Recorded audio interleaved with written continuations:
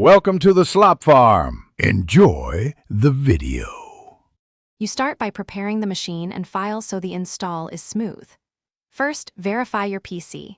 64-bit Windows, 4 or more cores, at least 8 GB RAM, and a GPU that supports Vulkan or DirectX 12. Once done, download the emulator build. I recommend Xemu or CXBX Reloaded, and place the executable in a dedicated folder. Make 2 folders, one for BIOS and one for games, and copy the legally obtained Xbox firmware and images there.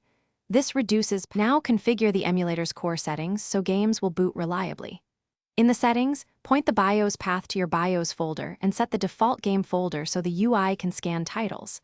Then, match CPU threads to your physical cores. This maximizes parallelism. Disable single-core hacks unless a specific game needs them. Next, choose a renderer.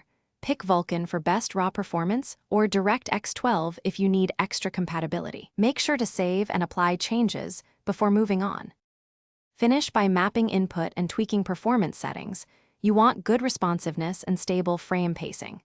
Connect an Xbox controller and use X input mapping or assign keyboard bindings for critical controls. Adjust resolution, VSync, and enable shader caching to reduce stutter, and set up save states so you can recover quickly.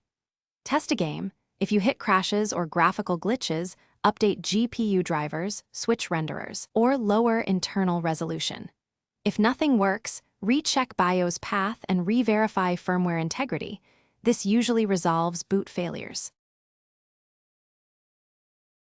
Thanks for watching. Consider subscribing if we helped you today.